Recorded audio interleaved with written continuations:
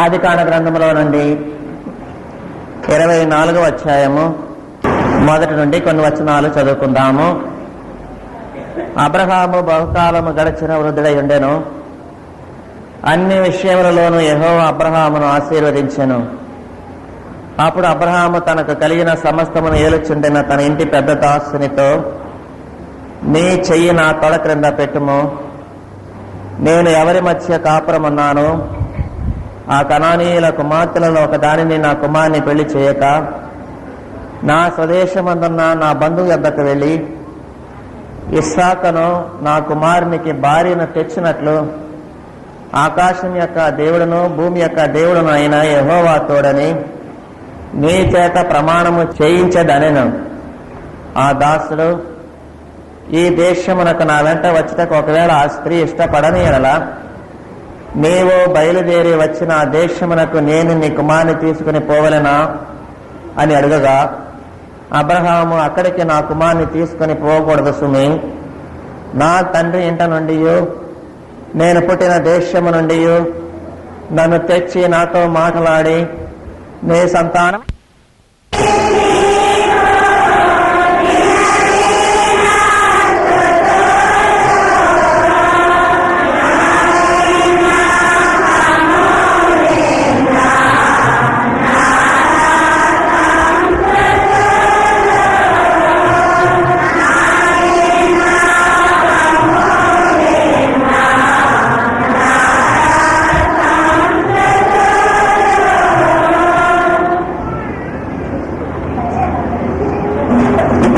నా తండ్రి ఇంట నుండి నేను పుట్టిన దేశము నుండి నన్ను తెచ్చి నాతో మాట్లాడి నీ సంతానమునకును ఈ దేశము నిత్యదనని ప్రమాణము చేసి నాతో చెప్పిన పరలోకపు దేవుడు యెహోవా తన దూతను నీకు ముందుగా పంపును. అక్కడ నుండి నీవు నా కుమారునికి భార్య తీసుకుని వచ్చెదవు. అయితే నీ వెంట వచ్చుటకు ఆ స్త్రీ ఇష్టపడని ఎడల నా ప్రమాణము నుండి విడుదల పొందేదవు గాని నీవు నా కుమారుని అక్కడికి తీసుకుని పోకూడదని అతనితో చెప్పాను.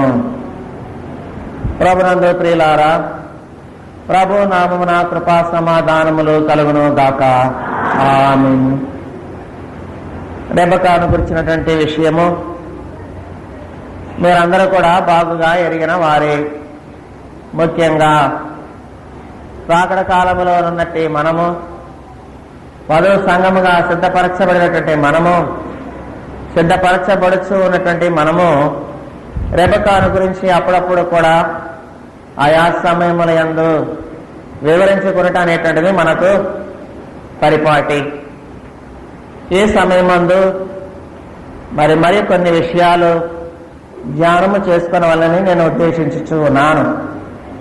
ఇక్కడ అబ్రహామును గురించినటువంటి విషయం అంతా కూడా మనం ఎరిగిన వారమే. పోయిన సంవత్సరం నందు శారాను గురించి మీకు నేను తెలియచేశాను. శారా, హాగరు అనే రెండో ప్రాముఖ్య అంశములు మీ ఎదుట నేను ఉంచి ఉన్నాను. మరి ఈసారి ఇంకొకరు లేరు, కానీ ఒకరే. ఎవరు? రెబెకా ఒకరే. ఈ రెబెకాను గురించి మనం మాట్లాడక మునుపు ఇస్సాకును గురించి మనం కొద్దిగా నేర్చుకోవాలి. ఇస్సాకు ఎవరు అని మనం చూస్తే అబ్రహాము శారాల కుమారుడు. అలాగే ఇస్సాకును మనం చూసినప్పుడు ఆయనకు ఒక పేరు ఉంది. ఏంటంటే ఏ సూపర్ న్యాచురల్ సన్, అనగా స్వాభావిక సిద్ధంగా పుట్టినవాడు కాడు, కానీ సాధారణంగా ప్రకృతికి విరుద్ధముగా ఈ లోకములో కలిగిన వాడు. ఎందుకని? శారా తాను వృద్ధురాలైపోయిన తర్వాత, తన యొక్క రక్తం ఉడికిపోయిన తర్వాత వాక్యంలో ఒక మాట కనబడుతున్నది. స్త్రీ ధర్మము నిలిచిపోయిన తర్వాత కలిగినటువంటి కుమారుడు. ఇస్సాకును గురించి మనం చూస్తే అనేక విషయములలో యేసుక్రీస్తును మనము పోలికగా చూడగలం. కానీ మన పాఠము ఇస్సాకు కాదు, కానీ రెబెకా గనక ఇస్సాకును గురించి నేను విస్తరించి మీతో మాట్లాడను. ఇక్కడ అబ్రహాము శారాలతో కలిగినటువంటి ఈ సూపర్ న్యాచురల్ సన్ అయినటువంటి ఇస్సాకు భార్య కావాలి. మరి ఇస్సాకుకు అలాంటి భార్య కావాలంటే సూపర్ న్యాచురల్ ఉమెన్ కావాలి. అంటే సాధారణమైనటువంటి స్త్రీ పనికి రాదు. ఎందుకని? ఈయన అస్వాభావికమైనటువంటి ఒక పురుషుడు. మరి స్వాభావిక సిద్ధంగా కాకుండా, మరి సామాన్యమైన స్థితిలో కాకుండా అనుండేటువంటి ఒక స్త్రీ కావాలి. అందుకే ఇక్కడ మనం చూసినట్లయితే అబ్రహాం ఏమంటున్నాడంటే, ఇక్కడ ఉన్నటువంటి ఈ ప్రజల మధ్య కాదు కానీ నీవే ప్రయాణం కట్టు, నీ వెళ్ళు, ఆ దేశానికి వెళ్ళి ఇదిగో దేవుడు తన దూతను నీకు ముందుగా పంపును గనక నీవు వెళ్ళి నా కుమారుని కొరకు కావలసినటువంటి ఒక స్త్రీని నీవు తీసుకుని రమ్మని ప్రమాణం చేసి పంపించుతున్న రీతిగా మనం చూస్తూ ఉన్నాం.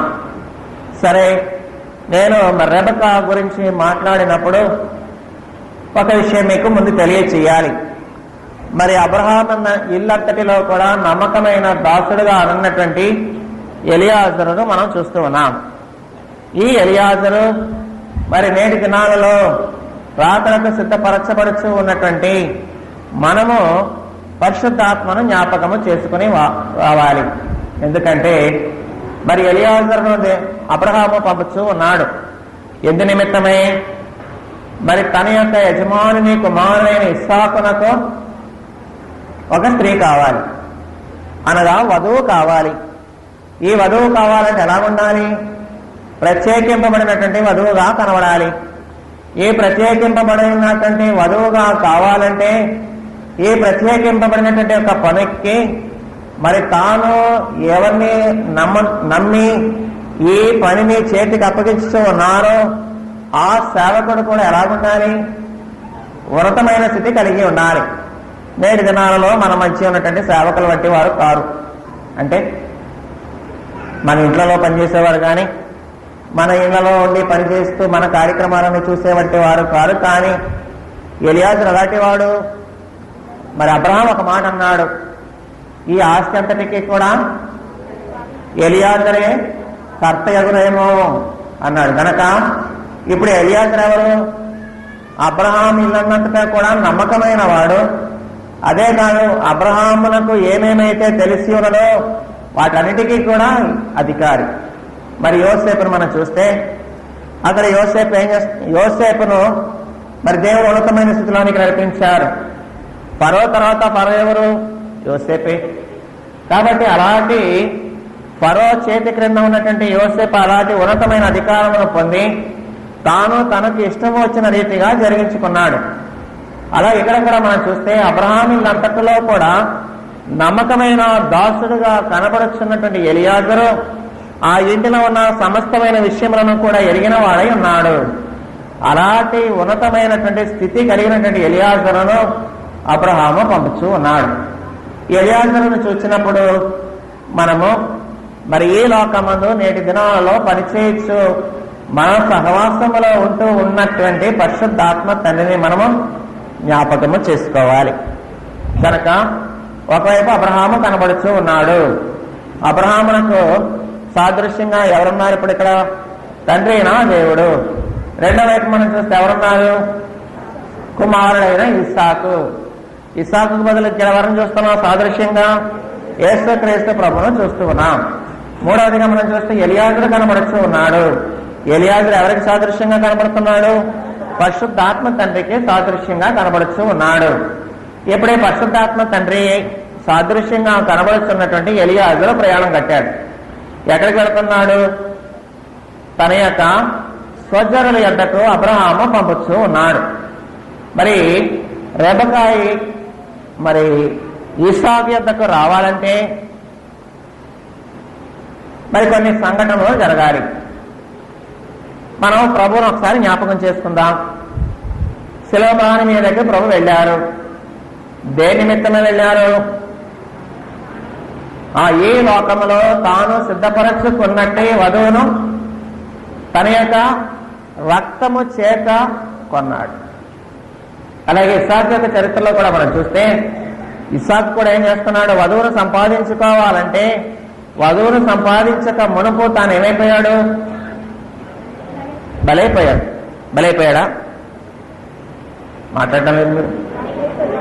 బలైపోయాడు. ఏంటో మీరు చెప్తున్నారు కానీ నాకు వినపడడం లేదేంటో. బలైపోయాడు. ఎందుకంటే హెబ్రీ పత్రికలో మనకు తేటగా కనబడుతున్నది. చెబుతారు ఎవరైనా?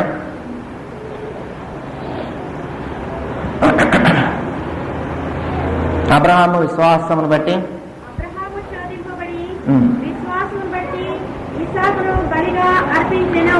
ఇస్సాకును బలిగా అర్పించెను. అర్పించేశాడట ఉపమాన రీతిగా. అదే ఉపమాన రీతిగా మరలా తిరిగి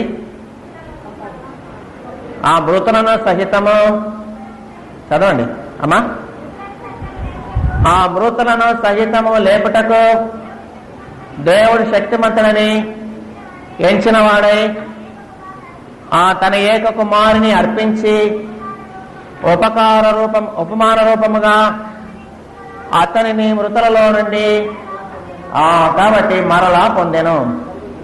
కాబట్టి రెబకాను పొందవలనంటే ఇప్పుడు ఇస్సాకు ఏమవ్వాలి? బలైపోవాలి. అలాగే లోకంలో ప్రభు మన కొరకు వచ్చి ఉండగా ఈ వధువు సంఘమును తాను సంపాదించుకోవాలంటే ప్రభు కూడా శిలువ మ్రానుపై బలైపోయిన రీతిగా మనం చూస్తూ ఉన్నాం. కాబట్టి అసలైన సంఘమే లోకంలోనికి వధువు సంఘముగా సిద్ధపరచబడుచున్నటువంటి సంఘము ఈ లోకంలోనికి ఎప్పుడొచ్చింది? ప్రభు బలైపోయారు. 40 దినములో శిష్యులైన వారి మధ్య సంచరించినారు. తర్వాత ఆరోహణమై వెళ్ళిపోయినారు. వెళ్ళిపోయిన తర్వాత ఏమొచ్చింది? పరిశుద్ధాత్మ దిగి వచ్చినారు. సంఘము ఎప్పుడో ప్రారంభమైంది? సంఘమునకు స్థాపన దినము ఏది? పెంతెకోస్తు. కనుక ఆ పెంతెకోస్తు నాడు ఈ లోకములో ప్రభు తన కొరకు సిద్ధపరచుకున్నట్టు ఈ వధువును సిద్ధపరచగలుగు నిమిత్తమై ఈ సంఘము లోకములో ఉద్భవించినది. కాబట్టి వధువు సిద్ధపరచాలంటే, వధువుని ఏర్పరచుకోవాలంటే ఏం కావాలి? ముందు శిలువ. శిలువ తర్వాత ఏం కనబడుతుంది? పరిశుద్ధాత్మ కుమ్మరింపు. ఈ రెండు అయిపోయిన పిమ్మట తప్ప వధువు రావడానికి వీల్లేదు. అలాగే మరి ఇస్సాకు యొక్క విషయంలో మనం చూస్తే ఇస్సాకు ఏమయ్యాడు? బలైపోయాడు. కొండ మీద తాను బలైపోయినాడు. బలైపోయినటువంటి ఇస్సాకునకు ఇప్పుడు తగినటువంటి వధువు సిద్ధపరిచి తేవాలంటే ఇప్పుడు ఎవరు పని మొదలు పెట్టాలి? పరిశుద్ధాత్మ తండ్రి తన యొక్క కార్యమును మొదలు పెట్టాలి. కాబట్టి ఇక్కడ ఇప్పుడు పరిశుద్ధాత్మ తండ్రికి సాదృశ్యంగా కనబడుతున్న ఎలియాజరు అయినటువంటి అబ్రహాము దాసుడు ఇప్పుడు ఏం చేస్తున్నాడు? ప్రయాణము చేస్తూ ఉన్నాడు. ఎక్కడికి? తమ యొక్క స్వజనుల యొద్దకు ప్రయాణము చేయొచ్చు. ఆ పనిని తాను ప్రారంభము చేస్తూ ఉన్న రీతిగా మనకి ఇక్కడ తేటగా కనబడుతూ ఉన్నది. కాబట్టి మరి వధువును సిద్ధపరచగలిగిన నిమిత్తము ప్రయాణము వచ్చి ఉన్నటువంటి ఎలియాజరు మనం ఇక్కడ చూస్తూ ఉన్నాం. అపోస్తలుడైన పౌలు కొరింథీయులకు రాసినటువంటి పత్రిక 2వ పత్రిక 11వ అధ్యాయము 2వ వచనము మనం చదివినట్లయితే, దేవాసక్తితో మీ ఎడల ఆసక్తి కలిగి ఉన్నాను. ఎందుకనగా పవిత్రురాలైన కన్యకనుగా ఒక్కడే పురుషునికి అనగా క్రీస్తునకు సమర్పింపవలనని మిమ్మలను ప్రధానము. కాబట్టి మరి ఒకే పురుషుడుగా కనబడుతున్నటువంటి ప్రభువునకు మిమ్మలను సమర్పణ చేయగలుగు నిమిత్తమై అని పౌలు భక్తుడు పలుకుతూ ఉన్నాడు. మరి పౌలు కన్నా ముందు ఎవరున్నారు? పేతురున్నాడు. లేదా శిష్యులలో ప్రాముఖ్యమైన వారెవరు? పేతురు పలికినటువంటి విషయాలు ఎలాగున్నాయి? బహుశా వేరుగా కనపడుతుంది. మరి తర్వాత వెనుకొచ్చింది ఎవరు? పౌలు గారు. పౌలు గారు చెప్పే విషయాలు ఎలా ఉన్నాయి? వేరేగా మనం పాడుకుంటున్నాం క్రొత్త విషయములు.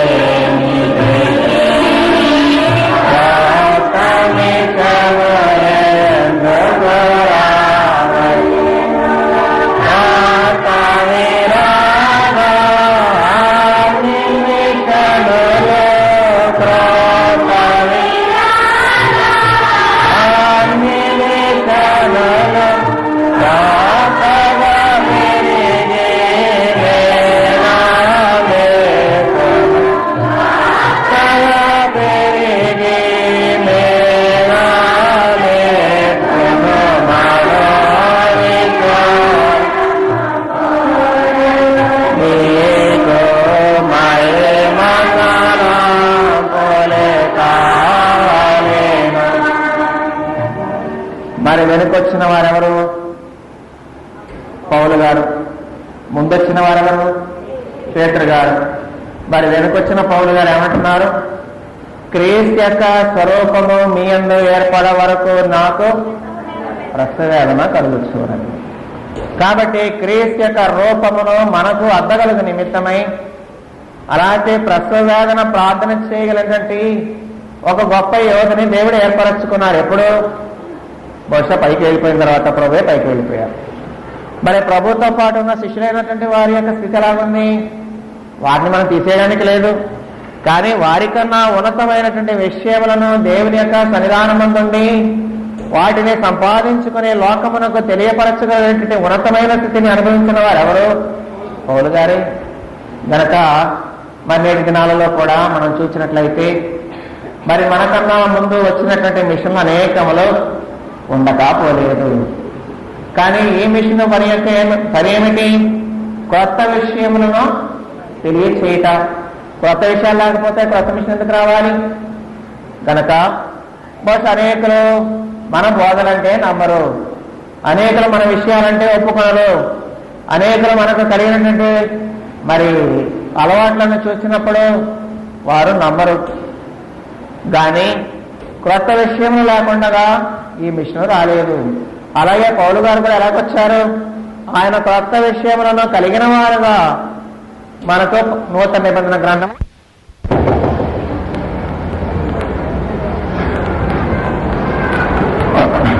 సరే. ఇక్కడ మనం చూసినట్లయితే మరి బయలుదేరి వెళ్ళొచ్చు ఉన్నటువంటి ఎలియాజరు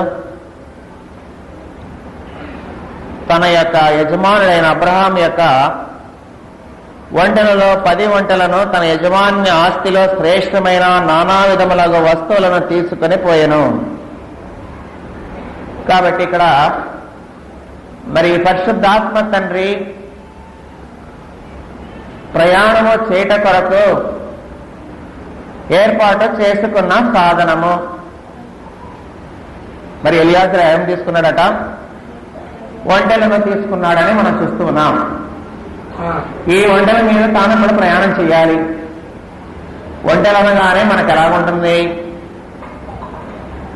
చూడడానికి ముచ్చటగా ఉంటుందా? చెప్పండి.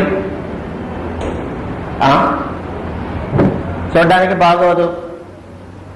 అలాగే మరి ఒంటెల గురించి మనం చూసినప్పుడు పిలిష్ అంటారు ఇంగ్లీష్లో. అంటే కొంతమంది, అంటే మిమ్మల్ని అంటున్నా అనుకోకండి, కొంతమంది స్త్రీలను చూసినప్పుడు ఎలా ఉంటుందంటే ఎప్పుడు చూసినా రుసరుసలాడుతూ ఉంటారు. ముఖాన్ని ఎప్పుడు కూడా నవ్వు కనపడదు. లేరా? మాట్లాడేంటి మీరు? పురుషుల్లో ఉంటారులేండి, స్త్రీలనే కాదు. మరి మీరందరూ ఎక్కువ మంది స్త్రీలు ఉన్నారు కనుక చెప్తున్నాను. కాబట్టి ఎప్పుడు చూసినా మండి పొడుచు ఉన్నటువంటి స్త్రీలైన వారు ఉండకపోలేదు. అలాగే ఈ ఒంటెల యొక్క స్వభావం మనం చూస్తే వాటి యొక్క ముఖం చూసినప్పుడు ఎలాగుంటుంది? సంతోషం కనపడదు. మరి చిన్నప్పుడు ఒక చిన్న కథ చెప్తా ఉంటారు. ఒక ఎడారిలో ఒక షేక్ గారు ప్రయాణం చేస్తున్నారు. మరి ప్రయాణం చేస్తూ చేస్తూ ఒక చోట ఆగి తనకున్నటువంటి గుడారం అక్కడ వేసుకుని ఆ రాత్రి సమయం మందు పడుకున్నాడు.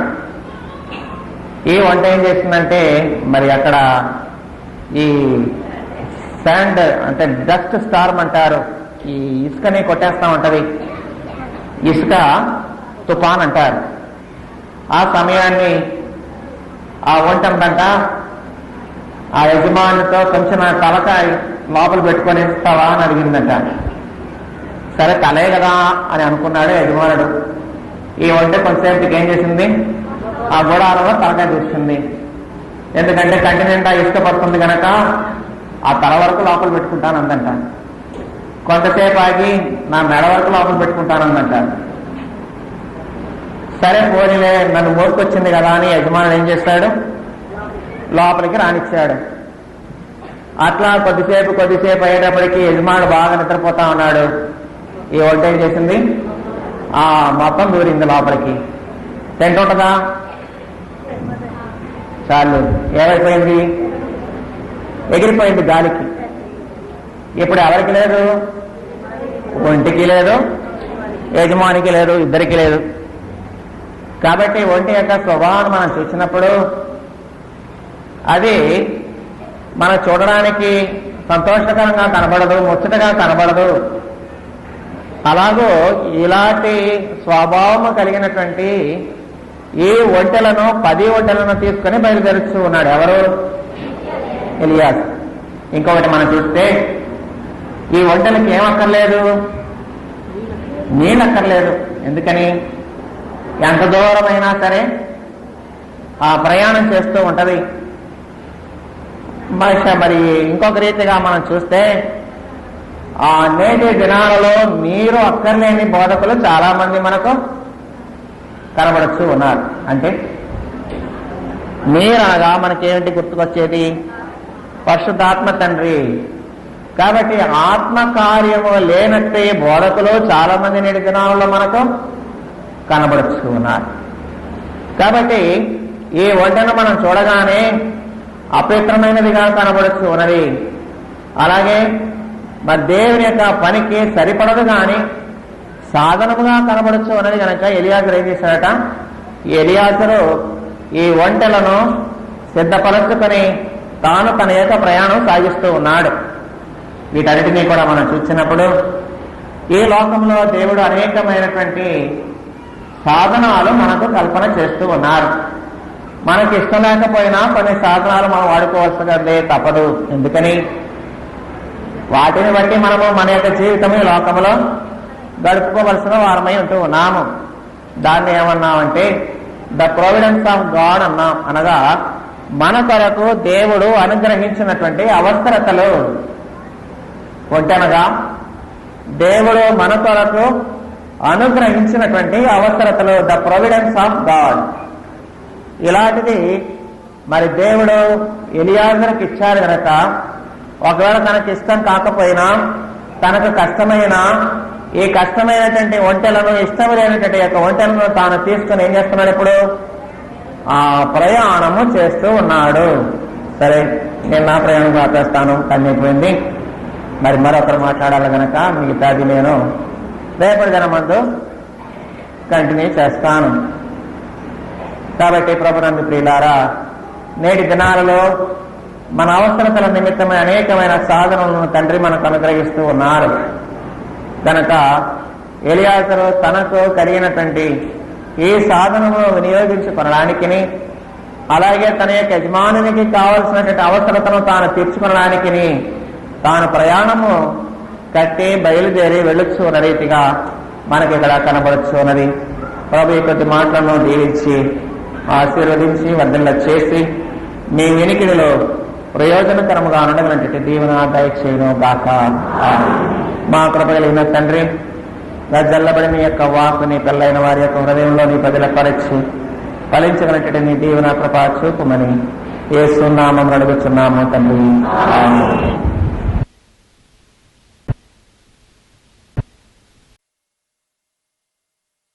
నేను అడుగుతాను, 10 లక్షల మంది వస్తారంటే అప్పుడు వస్తారు. 10 మంది వస్తారంటనో నా ఖాళీ లేదంట. ఎందుకని? వారికి ఎవరు కనబడాలి? మనుషులు కనబడాలి, జనం కనబడాలి. గనక ప్రభునందు ప్రియులారా, మీలో కూడా చాలా మంది మాట విన్నాను. 2వ రోజు చేయండి, 3వ రోజు చేయండి అని మీలో కొందరు అన్నారని విన్నాను. అలా ఎన్నడూ కూడా అడగవద్దు. మీరు 10 మందికే బాగు చేయండి చాలు.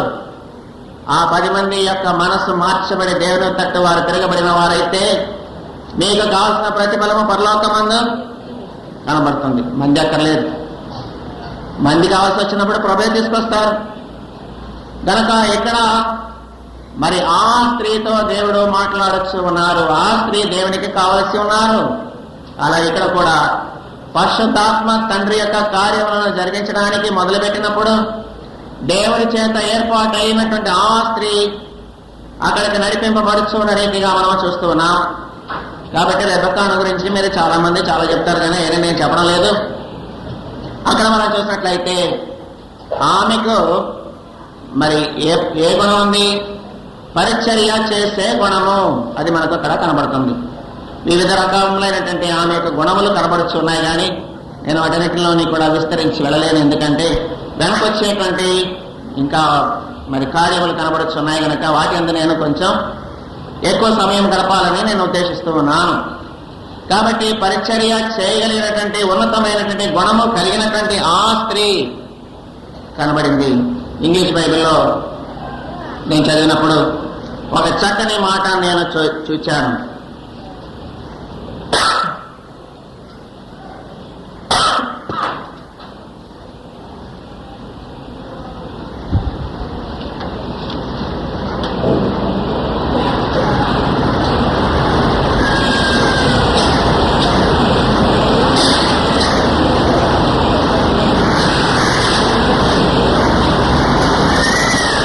ఇంగ్లీష్ బైబిల్లో ఉంది, తెలుగులో లేదు కానీ. And she said, drink my lord, and she hasted to let down her pitcher upon her hand and gave him drink. అక్కడ ఒకే ఒక మాట నన్ను చాలా ఆకర్షించింది. అదేంటంటే డ్రింక్